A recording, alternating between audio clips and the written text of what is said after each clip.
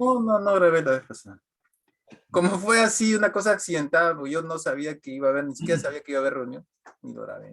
Pero bueno, ya está grabando, ¿eh? Ya, entonces aquí Iván se refiere, como digo, a los que los sirven como esclavos, ¿no? Se los trata duramente, ¿no?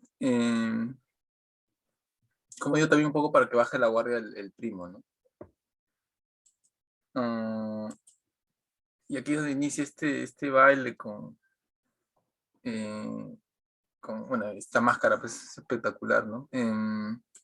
Y empieza el baile de los oprichnik Oprichnina. y, hay bastante movimiento, ¿no? Se mueven en forma circular, saltan, es una escena bastante dinámica, ¿no? Hay mucho movimiento y bueno, hay color también, ¿no? Y aquí vienen los cisnes, y que a diferencia de la primera parte, que eran cisnes blancos, aquí los cisnes son negros, ¿no? Un poco también en sintonía con el cambio no sé cómo decirlo, no es de la personalidad, pero un poco un cambio del personaje, en este caso de Iván, ¿no? O sea, Iván ha ennegrecido, por así decir, su alma con el tiempo, ¿no? Y se ha vuelto el monstruo que ellos querían que sea, ¿no? Al final, porque al final de la política, ¿no? Cambio de política. Y bueno, este es un fotograma muy bello, lleno de detalles de la cara de Iván, con el fondo ahí desenfocado, ¿no? A la manera moderna, diría, ¿no? Como ahora casi todos filman, ¿no?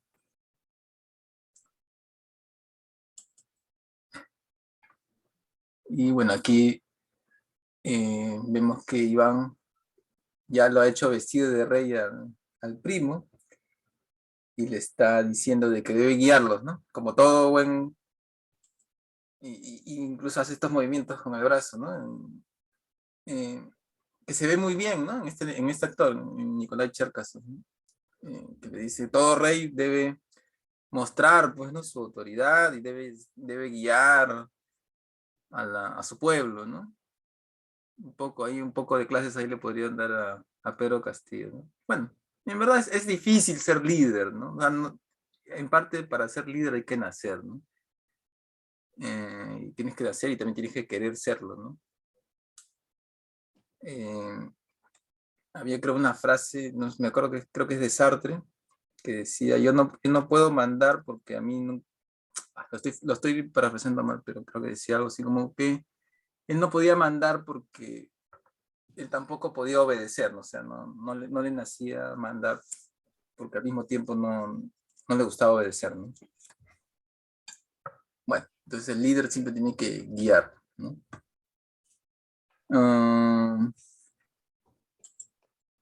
Y aquí ya comenzamos ya acá, las últimas fotogramas de la película, ¿no? Bueno, aquí volvemos, ya salimos del color, esta fiesta y este baile y esta parte musicalmente muy bella. O bueno, personalmente a mí me gusta. Y, y luego ya volvemos al blanco y negro, que es cuando ya el primo está guiando, digamos, ¿no? A todos hacia el monasterio. Vean aquí interesante, ¿no? El cuadro de una virgen, doliente, digamos, que de alguna manera ya nos augura lo que va a pasar, ¿no? Es como si sintiera un poco de lástima con este personaje. Y se ven otras imágenes tenebrosas, digamos, ¿no? Aquí hay un dios, pues un dios,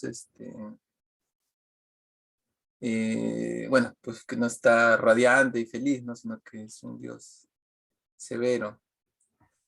Como digo, es una introducción a lo que va a venir.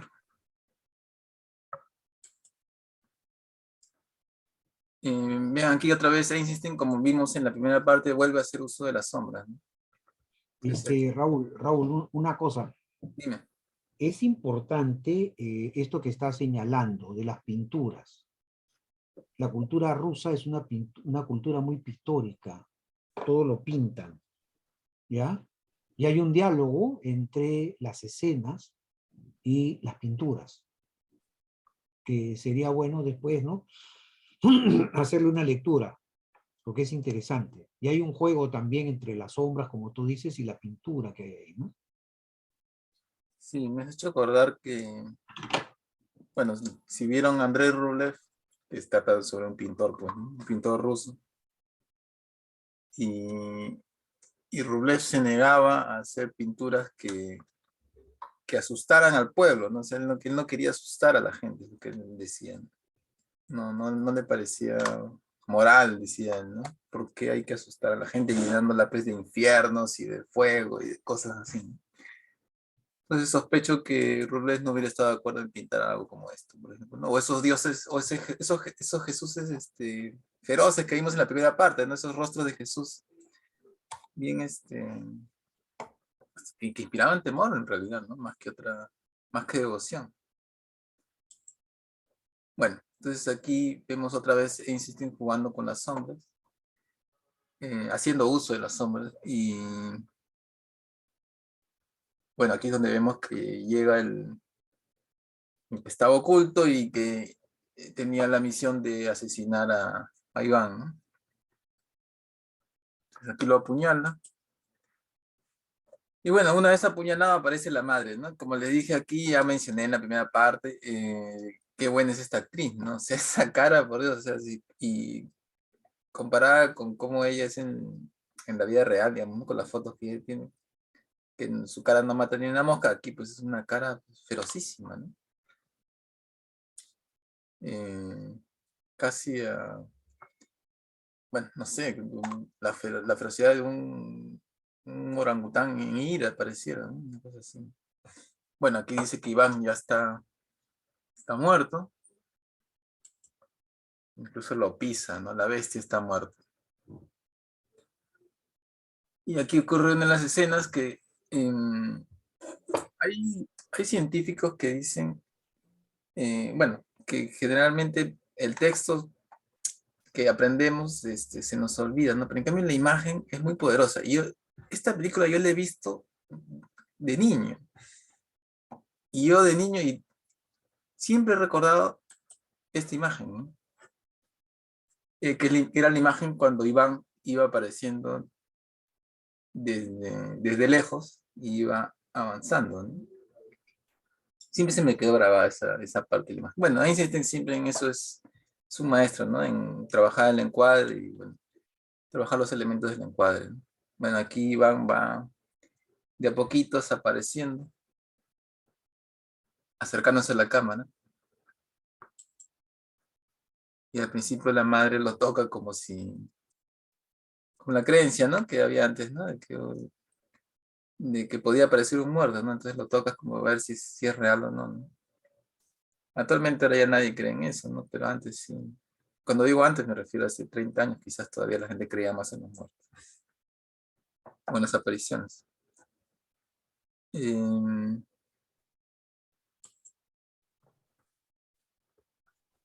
y aquí está, ¿no? Como digo otra vez, si hubiera Cannes le daría el premio aquí bueno, a los dos, ¿no? Por sus actuaciones. Aquí al actor Cherkasov le criticaron, no sé si mucho, bueno, es lo que he leído, ¿no? Se le critica por el hecho de que siempre levantaba la cabeza, ¿no? Para un poco que se muestre más la barba, ¿no? Me parece una observación estúpida en realidad. Es parte del personaje. Mm, y bueno, ¿no? Grita de dolor, ¿no? Un dolor profundo. Y esta es una de las partes que a mí más me gusta de la actuación del papel, digamos, ¿no? Del papel de Iván. Porque es la imagen, no sé cómo decirlo, es la imagen de ya está en el poder, pero es al mismo tiempo bien pendejo, bien, puede ser muy inteligente dentro de sus planes, ¿no? Bueno, aquí le dicen, ¿para qué lo tienen agarrado? Pues no, al que ha matado, ¿no? Le dice, ¿para qué? Al contrario, nos ha hecho un favor, mató al bufón, ¿no? Dicen, acaba de matar al bufón. O sea, también mostrando Iván, pues, cero, cero, cero arrepentimiento de haber asesinado a su primo, ¿no? O de haber ocasionado el asesinato de su primo, ¿no? Incluso con todo ese gran altura y gran cuerpo que tiene Cherkasov, se inclina totalmente hasta casi al suelo, ¿no? En una reverencia hacia el asesino equivocado. Y ya en el plano final de esta actriz, pues, ¿no? Totalmente ya demente. Y la hacen, bueno, imagino que entonces parte actriz, parte director, en ese gesto, ¿no? De estar agarrando la corona, ¿no? Un gesto más que demuestra pues que ya está, ya perdió la razón, ¿no? Y este es el plano final, donde ya Iván dice que, bueno, habla otra vez, comenta sus planes imperiales y que Rusia, bueno, es una sola, es la tercera Roma y que no habrá otra más, ¿no? Que es con lo que termina la película. Y ahí se apresta, y en Iván 3 iba a ser un poco la pelea que se tenía al norte, ¿no? Con el rey de Livonia. Y aquí finaliza mi exposición. Como ven, no faltaba mucho.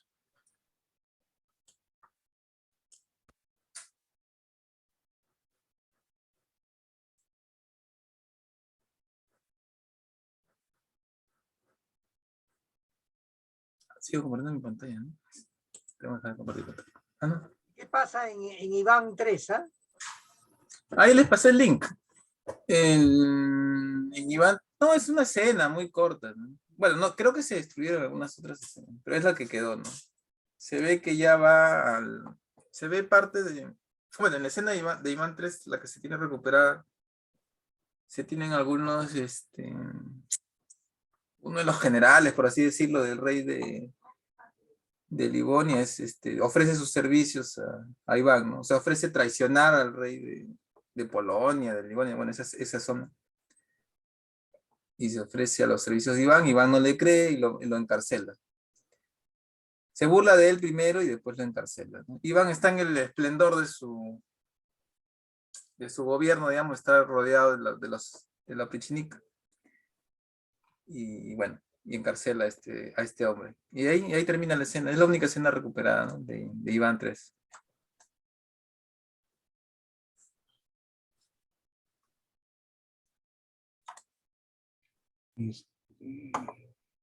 Creo que Adalberto ibas a comentar algo histórico, un contexto histórico. No, ¿me escuchas? Sí. Ah, ya. Está bien. Es que como te digo, mi computadora está hasta el queque. Bueno, unas cosas, antes que histórico, primero contextualizar la película, ¿no? Que es muy importante. O sea, esta película es parte del arte soviético. Y el arte soviético es uno de los movimientos de las vanguardias más creativas que ha habido en la humanidad. Y más creativas por lo masivo, por lo entrañable, por lo combativo, ¿no? Por lo vital. Se trataba de, a principios del siglo pasado, crear un mundo nuevo, una sociedad nueva, ¿no? Es increíble, a inicios del siglo pasado, la sociedad se lanza pues para luchar por las 8 horas, luchar por el voto, luchar por los derechos sociales, cambiar la sociedad, ¿no? Y en la Unión Soviética se consigue eso, ¿no? Se inicia un proceso y los artistas se comprometen. Entonces, lo primero es eso, ¿no? Es el contexto de arte militante, o sea, no es un arte para entendidos, para bacanes, para exquisitos, ¿no? Es el arte que sale a la calle, que trata de tocar a la gente, que trata de sensibilizar en el proceso de asaltar el cielo, como decía Rambo, ¿no? Entonces, eso es lo primero. Lo segundo es de que esta película se hace en plena guerra mundial con la tragedia del pueblo ruso, ¿no? O sea, en la Unión Soviética murieron más de 20 millones de habitantes, o sea, fue una tragedia, pero pavorosa, ¿no? Es como si en el Perú se quedara solamente la población de Lima y todo el resto del país se muriera. Es tremendo, ¿no? Y estaban saliendo de eso. Y seguro en la filmación todavía no había acabado, ¿no? Cuando se inicia cuando la película se proyecta, se está en plena defensa de Stalingrado, ¿no? Entonces, eso es lo segundo, ¿no? Es una etapa muy dura, una etapa terrible, de repente la etapa más dura que le tocó vivir a la Unión Soviética. Y lo tercero es que esta película se hace eh, no, no como un producto artístico, sino como un arma. Está hecha para los rusos, está hecha para resistir, para unificar, para movilizar a la población. Entonces, esto es fundamental, porque cuando se hacen los análisis cinematográficos, ya lo hemos conversado antes, ¿no? O sea, esto no es un producto de que, a ver, acá está la película, hay que llevarla a Hollywood. No, esto es una película que tiene, o sea, que tiene un objetivo, tiene un fin. Y el fin es enfrentar la arremetida que viene de Occidente, la que va a venir de Occidente, ¿no? Estamos en el 45, cuando es el año que acaba la guerra, es el año donde todas las baterías se van a enfrentar contra la Unión Soviética. Muchos generales norteamericanos decían, ya pues no, seguimos, ¿no? Contra los rusos, ¿no? Era una de las alternativas. Entonces, ese es el frente mayor, ellos se preparaban para eso. Y otra pregunta que hay que hacer, creo, y una pregunta que hay que elaborar aquí es, ¿por qué en Occidente, entre comillas Occidente, esto que nosotros llamamos Occidente, se detesta tanto a Rusia? ¿Ya? ¿Por qué ese encono? No es por la Revolución Soviética, ni empieza con la Revolución Soviética, porque cuando desaparece la URSS, ¿no? Y piden entrar a la OTAN, no los dejan. Ya son capitalistas, ¿no? Ya renegaron y no los dejan. ¿Por qué? Ah? Y aquí viene el asunto, que es un asunto más largo, ¿no? Pero esta película toca el tema. Y el tema es de que Rusia, el imperio ruso, se construye con la filosofía de la tercera Roma. ¿Y qué dicen? La primera Roma cayó, la segunda Roma, que es Bizancio, cayó, y ahora viene la tercera Roma, que es Moscú, que es, ¿no? El imperio zarista, y es la última Roma, ya no va a haber otra Roma más. Y todo eso tiene ya hay toda una explicación histórica, pues lo deja sin piso porque esta civilización dice que es occidental y cristiana y en 1000 años el cristianismo ha estado en Bizancio, ¿no? No en Occidente, ¿no? Entonces, ahí hay una guerra ideológica, política, económica, ¿no? Y otra cosa más que nos hace ver esta película es lo complejo de la lucha social, ¿no? Es cierto que ya esta lucha de la monarquía, esta lucha de la centralización del poder que aquí encarna Iván IV, el temible, como dicen los rusos, el terrible, como dicen los occidentales, es una lucha que ya se había dado en Europa, ¿no?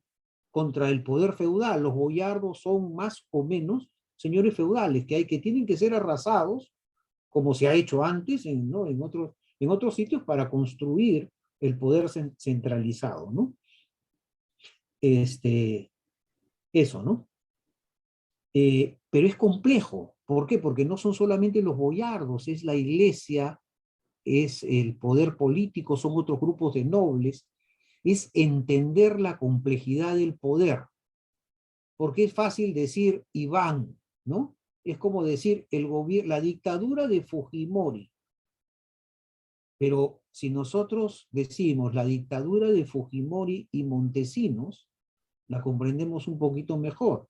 Pero si nosotros decimos la dictadura de Fujimori, Montesinos y la prensa, la comprendemos mejor. Si decimos la dictadura de Fujimori, Montesinos, la prensa, ¿no? Y la Iglesia Católica, la comprendemos mejor. Y si a eso le sumamos los empresarios, la comprendemos, vamos viendo las diferentes capas de poder.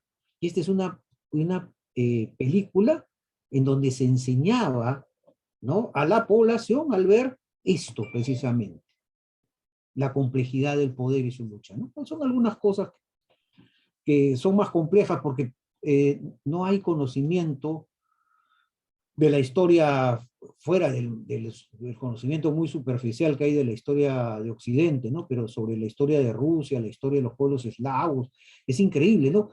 Rusia, además, Kiev es la primera Rusia, la primera madre Rusia que está en Ucrania, ¿no? Están muy pegados a Europa, esta es Europa. Pero tú has enseñado mapas buenos la semana pasada, la mayor parte del territorio está en el este, ¿no? Es increíble, está todo por colonizar, y justo lo que hace Iván IV es eso, ¿no? Empezar la colonización de Siberia, que es lo que le va a dar este territorio inmenso que tiene la Federación Rusa hoy día, ¿no? Eso, son varias cosas que se podrían conversar a nivel de historia, pero es una clase larga, compleja, una discusión bien brava, ¿no? Pero esto no es una película hecha para Hollywood, es una película de educación, de combate, de compromiso, ¿no?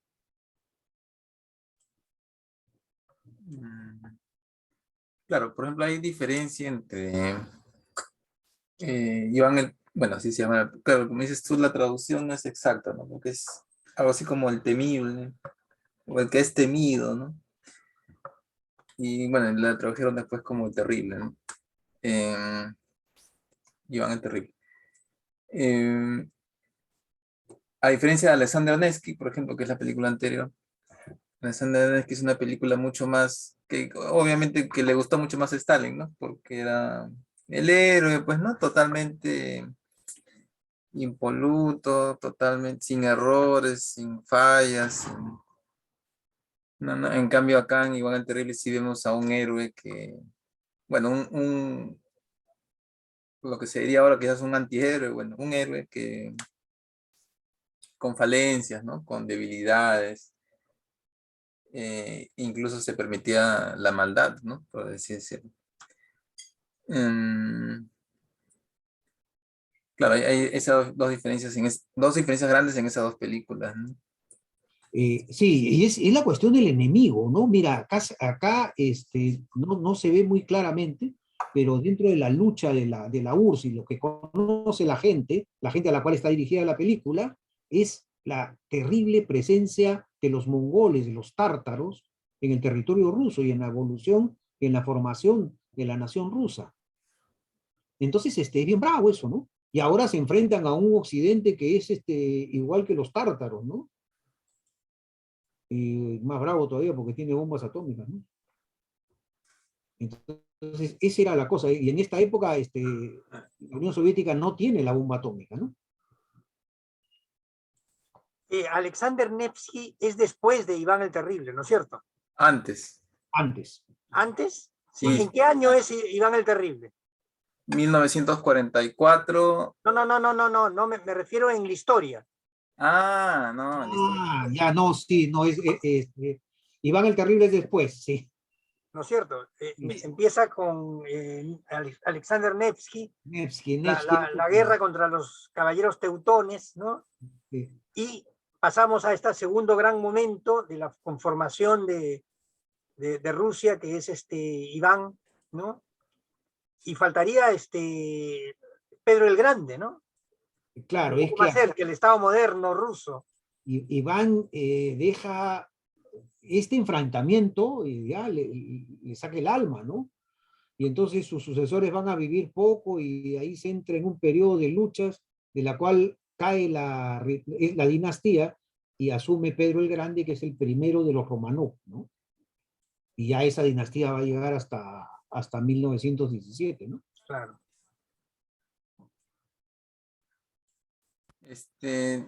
Bueno, no sé, Juan Carlos, sus comentarios de la película. Please. Si tienen algún ¿Yo comentario. primero o tú, Juan Carlos? Ya, yo voy a hacer un comentario corto porque esta es una película que a mí siempre me ha gustado, ¿no? Siempre me ha impactado, siempre me ha llamado la atención. Desde la primera vez que la vi, yo supe que estaba viendo algo diferente, algo poderoso, algo importante. Y es aquí donde yo empecé a apreciar el trabajo del director de cine. Yo creo que Eisenstein es efectivamente un director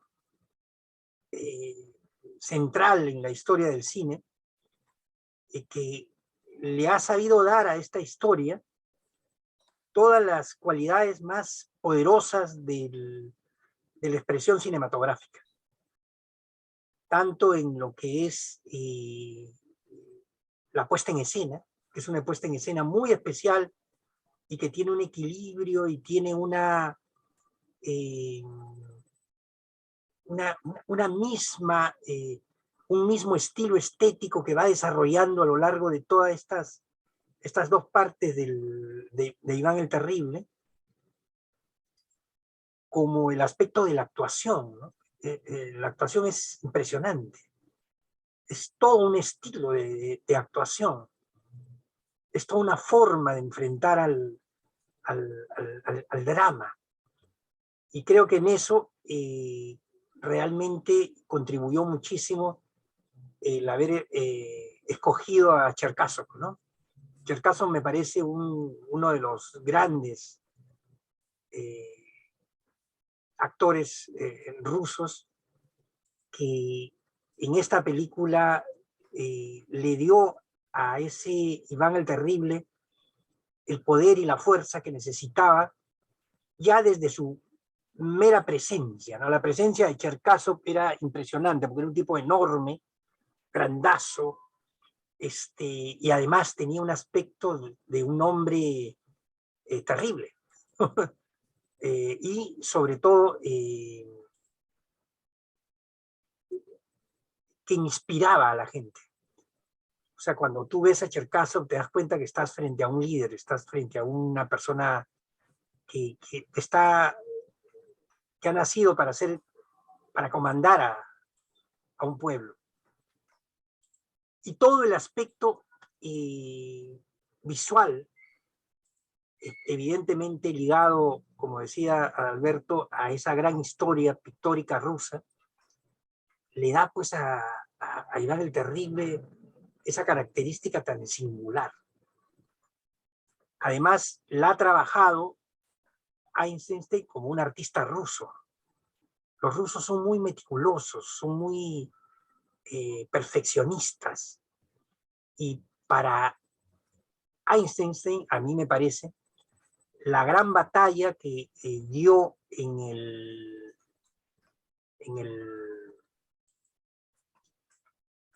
en su cinematografía es en cada uno de los planos. Era un director de tomas, como diría Ichi, pero en cada una de esas tomas él se jugaba la vida. No hay tomas que no estén trabajadas, que no estén pensadas, que no estén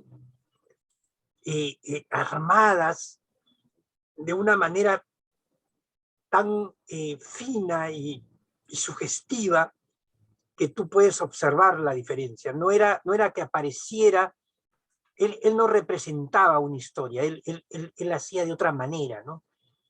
Quizás esa gran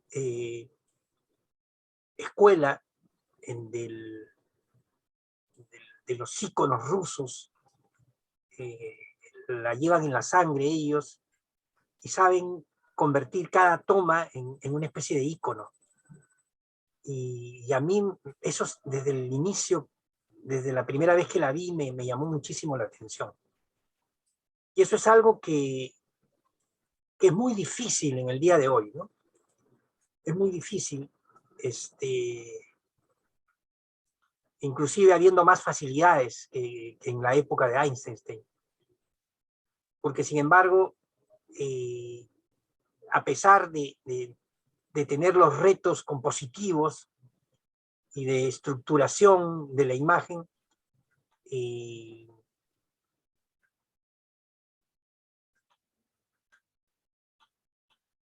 prima el deseo de contar sobre el deseo de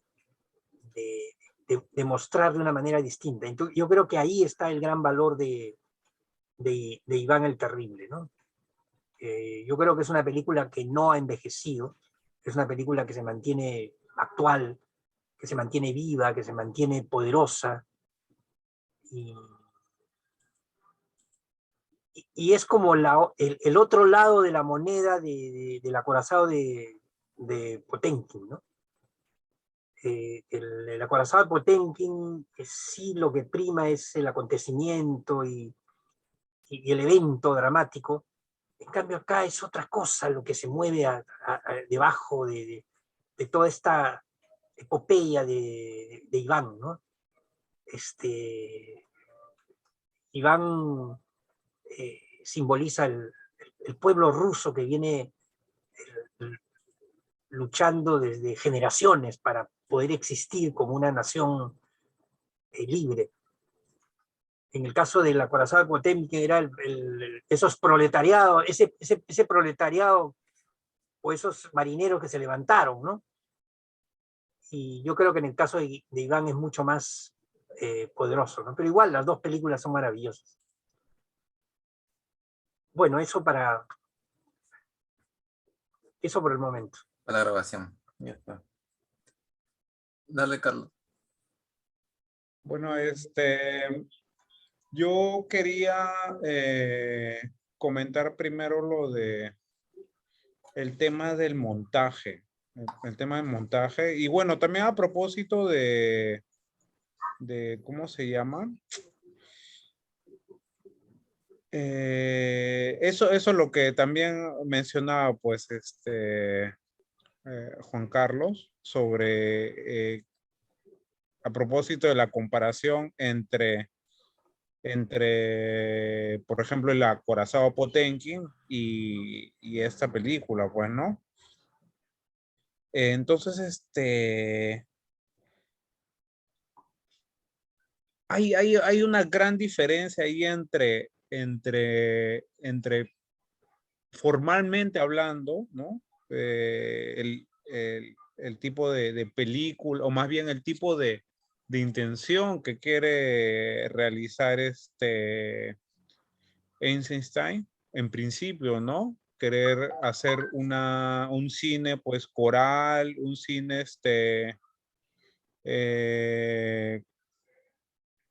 un cine colectivo. Entonces, pero acá más bien es ya simplemente como querer hacer una especie de, nuevamente también, algo coral, pero solo a la personificación de una sola persona, ¿no? Entonces, eso obviamente cambia la forma, cómo es que decide realizar su montaje, incluso también, obviamente, el modo, el tipo de argumento que desea estructurar, ¿no?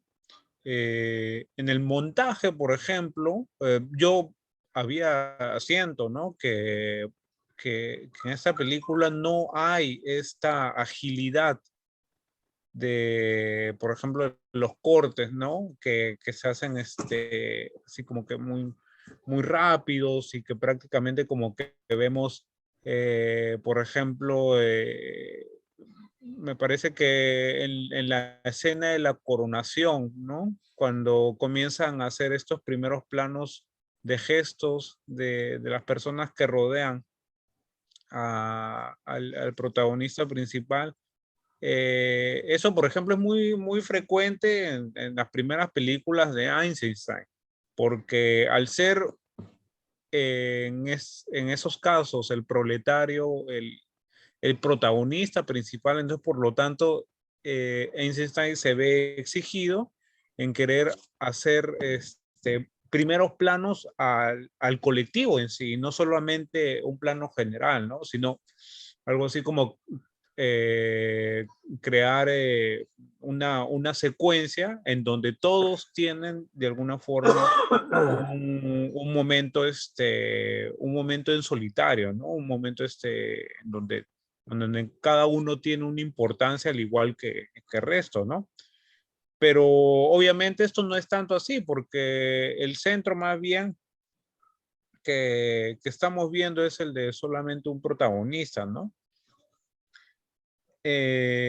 Ahora, argumentalmente igual también. En las primeras películas de Einstein veíamos cómo es que eh, el pueblo, al ser este gran protagonista, entonces de alguna forma como que eso creaba una especie de, de reconocimiento hacia, hacia una sociedad que compartía casi siempre un mismo conflicto, ¿no? Que era, por ejemplo,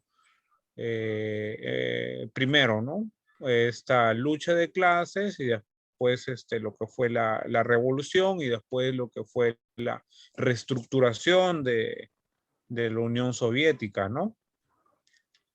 Acá más bien ya estamos viendo casi como que un argumento que no tiene estas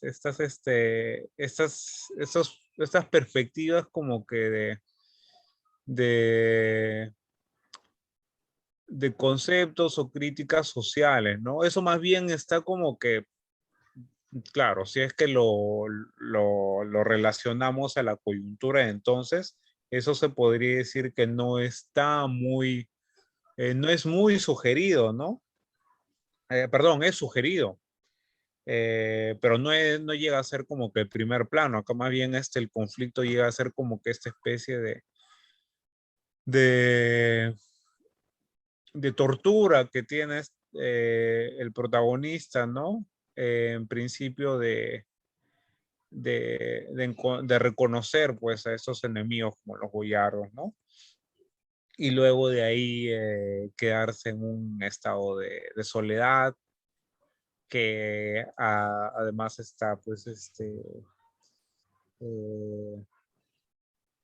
eh, cercado de todo este estado de ansiedad, producto de conspiraciones que comienzan a rodearlo, ¿no? Entonces ya estamos hablando incluso hasta que, que, que Einstein se va como que perfilando un cine incluso de género, ¿no? No es el género tratado tradicionalmente, ¿no? Como lo hacía Estados Unidos, ¿no? Pero a propósito de esos tópicos, ¿no? Por ejemplo, de un líder, ¿no? Siendo víctima de toda una conspiración, puede hablarse, por ejemplo, del thriller, ¿no? No es una representación pues tradicional como Hollywood. Sin embargo, es como quien dice a la manera de Einstein, ¿no? Siempre como que poniendo estos primeros planos, ¿no? En donde vemos, por ejemplo, los rostros como que dudando o sospechando o también conspirando, ¿no? Entonces eso de alguna forma como que también podría ser como que una forma, o más bien una evidencia de por qué es que Einstein nunca logró concretar, por ejemplo, una película allá en Hollywood, ¿no? Su forma de realizar el cine, a pesar de que ya no hacía tanto este ejercicio del montaje, ¿no? A propósito de la colectividad, ¿no? De crear un protagonista colectivo, ¿no? No, igual de todas maneras como que su forma de crear, por ejemplo, el suspenso, no, no era, no era del modo como es que él trataba, por ejemplo, Hollywood, ¿no? Si es que yo me pongo a pensar en otro gran director, ¿no? Y también de Europa, como Fritz Lang, su cine más bien sí, a pesar de que era Alemania, comenzó o tenía por ahí como que similitudes con Hollywood, ¿no? Al punto incluso que hasta el mismo Hollywood como que hasta decidió adoptar ciertos patrones del cine policial alemán. A propósito, pues, de estos, de las luces, la iluminación, ¿no? Que era tan significativo, ¿no? Para poner todo un imaginario del suspenso, de los bajos fondos, ¿no? Incluso también, de la complejidad, psicológica de los protagonistas, ¿no?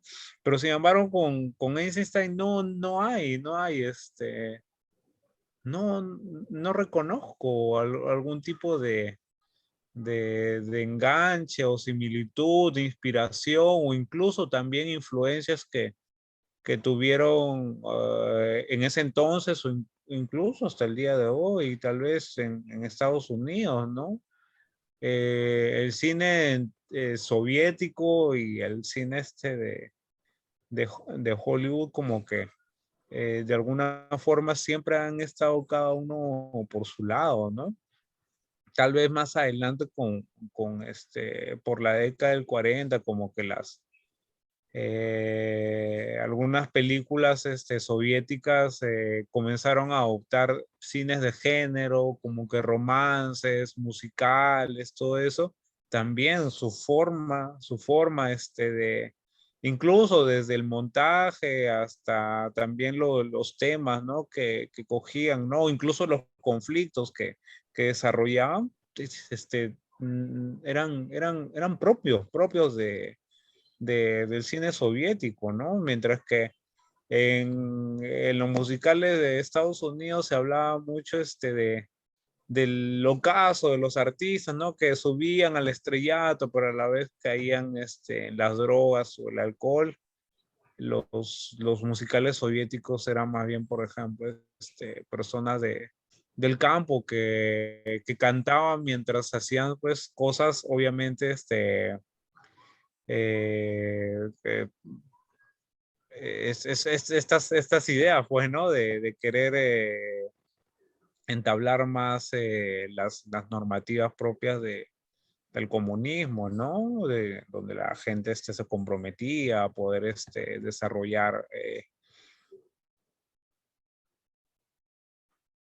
más trabajo a bien de todos, ¿no? Y ese tipo de situaciones, ¿no? Entonces, eh, o sea, como para concluir, ¿no? Por un lado, tenemos en esta película ya casi de cierre de Einstein, tenemos pues como que una nueva versión de él, pero igual con esta formalidad, ¿no? De poder crear este tipo de cine, ¿no? Que tiene mucho de la lectura de los planos, ¿no? Los planos acá son importantísimos, desde los generales hasta los primeros, ¿no? Los generales, en donde toman protagonistas y hay un fondo de pintura, ¿no? Entonces como que eso tiene también como que una carga, gloriosa, ¿no? Porque no sé exactamente cómo habrá sido pues la intención, ¿no? De Einstein, ¿no? Tal vez en verdad sí quería como que incomodar a Stalin, ¿no? Pero por otro lado, no deja de glorificar también la historia de Rusia, ¿no? Entonces es un director que definitivamente nunca había perdido el compromiso hacia su nación, ¿no? Y bueno, sí, por otro lado, me preguntaba, ¿no? ¿Por qué es que Einstein, a pesar de que tenía la oportunidad de poder realizar unas películas en Hollywood, porque es que no sucedió. Y bueno, es así, pues, ¿no? Y llegó a México, ¿no? Y o por algo también eh, directores mexicanos, ¿no? El más conocido, el Indio Fernández, prácticamente como que eh, resonó el cine de Eisenstein, incluso hay una gran influencia hacia sus películas, su forma, ¿no? No tanto en el montaje, sino más que todo en los planos, ¿no? Que crean como que una especie de oda, ¿no? De dignificación, ¿no? Bueno, también, claro, ¿no? Hay mucha similitud, ¿no? Entre las naciones, no tanto porque México haya tenido una corriente comunista, no, pero sí siempre ha tenido como que esta idea de nacionalismo bien puesta y además también había mucho este, esta crítica, ¿no? Sobre la brecha social, ¿no? Y pues el cine de Emilio Fernández hacía eso, bueno, dignificar a los pobladores, a los campesinos y eso, ¿no? Y bueno, ya me estoy saliendo del tema, pero ese es más o menos el comentario que quería dar. Yo quisiera Bacán. rematar con un par de cositas, ¿no? Dale. Respecto a efectivamente, esa diferencia que podemos establecer entre la época del acorazado de Potemkin y Iván el Terrible, ¿no? Recordemos que el acorazado de Potemkin fue mayoritariamente filmada en un barco igualito al acorazado de Potemkin, porque ya no existía en esa época el acorazado de Potemkin, pero en algún lugar de Rusia existía como un hermano gemelo del Potemkin que había sido guardado como en un museo, ¿no? En una rada cerrada para las futuras generaciones. Y bueno, tuvieron la suerte de encontrar ese gemelo, y entonces Einstein filmó todo lo que tenía que ver con el barco en ese barco gemelo que no se movía, ¿no? Que estaba inmóvil ahí en el agua, porque si se movía se hundía. Y de ahí podemos de alguna manera deducir la cantidad enorme de tomas que hace Einstein en Potemkin en los exteriores del barco. O sea, prácticamente no hay, aparte de la escena esa en el comedor, no hay muchas escenas en interiores. La mayoría de escenas de Potemkin, todas son en exteriores. ¿Por qué? Porque tenía el barco a su disposición. Y después la parte que corresponde a Odessa, en fin. Y lo supo aprovechar muy bien. Y hizo realmente un retrato de todo un grupo de gente alrededor de un ideal, ¿no? Y de un objetivo. En el caso de Iván el Terrible, a mí me parece que hay una enorme maduración. Es decir, el cineasta ya no era el cineasta joven, atrevido, que de alguna manera que quería buscar nuevas formas expresivas, sino se encontró frente a un reto diferente. Y si ustedes revisan bien todo lo que corresponde a Iván el Terrible, todo eso ha sido filmado en estudio. O sea, todos los interiores de las iglesias, del palacio, y todo esto son estudios, ¿no? Y todo ha sido construido por él. Eso no existe en ninguna parte, eso existe solamente en la película. Y toda esa iconografía que sale en las paredes y en los murales de las iglesias y del palacio es hecha por él, ¿no? A interpretación de lo que él entendía que era la forma expresiva de esas épocas históricas. Entonces, todo ha sido totalmente manejado en su integridad de una manera profunda por Einstein, de tal manera que a diferencia del acorazado de Potemkin, podríamos decir que el acorazado de Potemkin es una forma exteriorista de presentar la realidad, y en el caso de Iván el Terrible ya hay una profundización en el personaje. Ya lo que interesa es trabajar todo alrededor del personaje y hacerlo con todas las ayudas visuales, simbólicas, iconográficas que podían hacerse para darle al relato una fuerza única. Y creo que lo consiguió, ¿no? Y creo que lo consiguió. La verdad que me parece Iván el Terrible la obra más madura de Einstein, ¿no? Es poderosísima, madura y única. Eso es todo. Bacán. Ok, entonces ya creo que hemos comentado todo lo que se puede decir de la película. Yo ya he dicho, bueno, ya he dicho todo lo que también tenía que decir. Les quería mostrar, voy a parar acá la grabación. Ah, no, mejor la pongo. Mejor la pongo para todos.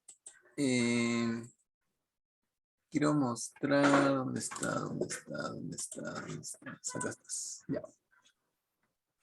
Un poco para, retomando el tema, ¿no? Y ya que están aquí 3 presentes. La próxima semana tocaría María, con Verdi, que es una película hace tiempo que nos dimos para ver. Y luego vendrías tú, ¿no, Carlos? Para ver lo del Dr. Mabuse, ya por fin. Sí. Voy a pasar de una vez el link para que ya vayan viendo, porque es cerca de 4 horas, pues, ¿no? O sea, casi 2 horas, 1:50, uno, y el otro sí llega a las 2 horas. Y de ahí vendría Juan Carlos con Born to be Blue. Sí. Y ya, bueno, de ahí ya damos la vuelta, ¿no? Ya incluso ya estoy poniendo ahí la película que yo voy a exponer, bueno, ya de acá mucho tiempo. Bueno, entonces creo que ahí ya voy a dejar de grabar.